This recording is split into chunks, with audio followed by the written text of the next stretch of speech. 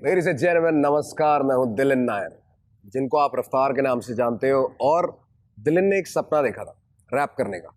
उस रैप के सपने को परस्यू करते करते वो रफ्तार बन गया। और मैं जानता हूं ऐसा सपना काफ़ी लोग देखते हैं। तो इसी वजह से आज मैं आपके लिए एक कोर्स लेके आया हूँ about hip hop, how we can do hip hop in our native languages, how easy it is, how expressive it is. ये सब कुछ इस कोर्स के अंदर आपको मिलेगा। अब बात करते हैं कि मुझे हिप हॉप कैसे पसंद आया। How did Dylan the boy get into hip hop and how did he become रफ्तार? बिकॉज वो समझते समझते आपको यही समझ आ जाएगा कि रैप है क्या, हिप हॉप है क्या। क्या ये एक जॉनरा है, क्या ये सिर्फ म्यूजिक है, क्या ये एक स्टाइल है, या ये एक पूरा लाइफ स्टाइल है, जीने का तरीका। Let's begin with the fact, how did I meet hip hop. मेरा हिप हॉप से मिलना कैसे हुआ? फर्स्ट टाइम मैंने एक दोस्त के दिए हुए सीडी से, I was in the 9th grade और सीडियाँ नहीं आई थी MP3। उस सीडी में मैंने वी विल रॉक यू का एक रीमिक्स सुना। उसमें एक छोटा सा वर्स आता है रैप का। वो सुनने के बाद मुझे रियलाइज हुआ कि यार ये बहुत आसान है, ये राइमिंग है, ये मैं भी कर सकता हूँ, मैं ये करना चाहता हूँ। क्योंकि मुझे राइमिंग करना बहुत पसंद थी। जब फर्स्ट टाइम 3rd क्लास में राइमिंग वर्ड सिखाए जाते हैं तो मुझे बड़ी फैसिनेशन हुई। And from there, because I got that curiosity कि यार ये क्या स्टाइल है म्यूजिक का, ये बीच में जो इसने किया वो क्या था, that led me to discovering more music. And then I heard Eminem. और जब मैंने एमिनेम को सुना तो मुझे अच्छे से समझ आ गया कि it's not just about rhyming, it's not just about finding words that rhyme with each other and sound funny, और it's much more deeper than that.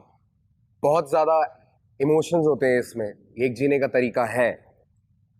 इसमें अपनी कहानियां बयान की जाती है, सच बताया जाता है, दिल खोल के पन्नों पे रखा जाता है, और जो लिखता है वही सुनाता है। तो जिसने कहानी सोची है उसी ने कहानी लिखी है और उसी ने कहानी सुनाई है। अगर कोई पर्टिकुलर म्यूजिक, कोई पर्टिकुलर स्टाइल आपको अपनी ओर आकर्षित करता है, अगर वो आपको फैसिनेट करता है, तो वो आपके लिए बना है, क्योंकि वो आपकी कॉलिंग है, उसने आपको पुकारा है। क्योंकि इतनी उम्र तक, इतने बड़े होने तक आप इतना म्यूजिक सुन चुके हो कि आप चुन सकते हो कि वो कौन सा जॉनरा है जो मुझे पसंद है, वो कौन सा स्टाइल ऑफ म्यूजिक है जो मुझे पसंद है। मुझे भी ऐसे ही समझ आया। मैंने बहुत म्यूजिक सुना था। मेरा सबसे पहला इंग्लिश म्यूजिक से जब मिलना हुआ तो it was Michael Jackson, the great Michael Jackson. And from there I started listening to a lot of English music, बहुत सारे। उस टाइम पे Sting, Linkin Park, everybody was at the top, but my calling was hip hop. क्योंकि मैं उसके अंदर की groove, उसके बीट के रिदम के साथ मूव कर पाता था naturally. It was a part of my body language. Naturally मुझे उसके अंदर की एक्सप्रेशंस, उसकी कहानियां पसंद आने लगी। मुझे पसंद आया कि एक रैपर को पूरे गाने में इतना स्पेस मिलता है कि वो एक बहुत लंबी कहानी सुना सकता है, या एक बहुत छोटी बात बड़े तरीके से कह सकता है, या एक बहुत बड़ी बात एक छोटे तरीके से कह सकता है। The freedom of being able to write and do whatever you want. मुझे रियलाइज हुआ कि hip hop it's not just about making music, or it's not just about being on stage as a hip hop artist. It's more than that. It's your lifestyle. ये आपकी जिंदगी का हिस्सा है, ये आप हो। और शुरुआत तो गलत फहमियों से हुई।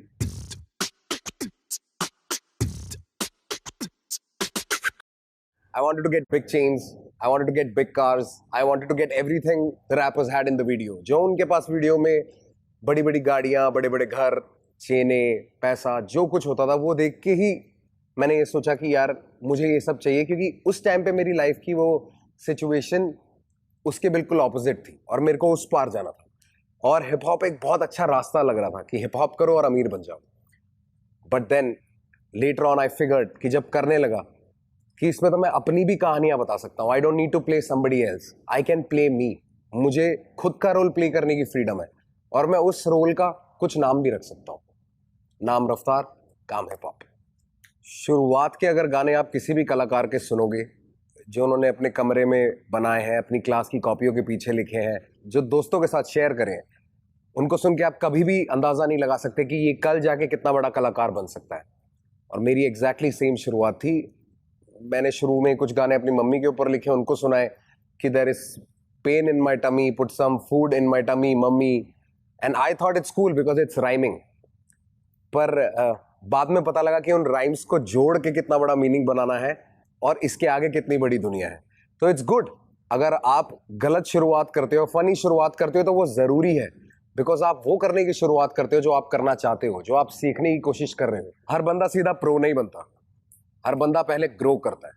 तो ग्रो करने पे ध्यान दो, सीधा डेस्टिनेशन प्रो की ओर है। That's what you need to understand. मेरे को नहीं लगता उसेन बोल्ट ने जब भागने की सोची थी वो सीधा 100 मीटर भागा था।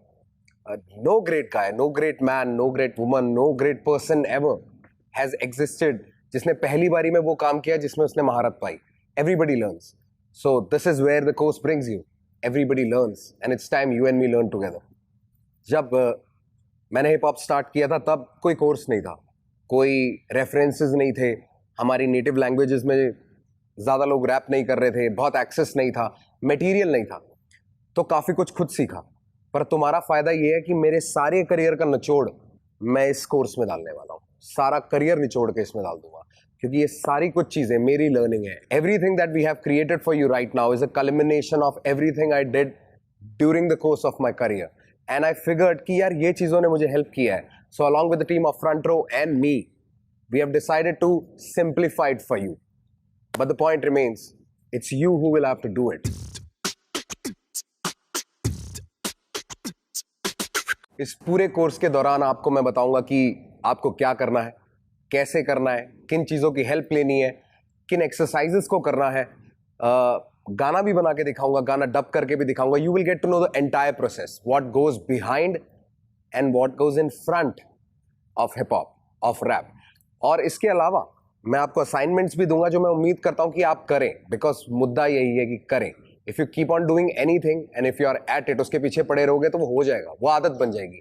हमें बेसिकली रैप को अपना बॉडी लैंग्वेज और अपनी मसल मेमोरी बनाना है कि आपके लिए वो नेचुरल हो जाए। आप जब भी अटेम्प्ट करें तो यू आर फ्लॉलेस।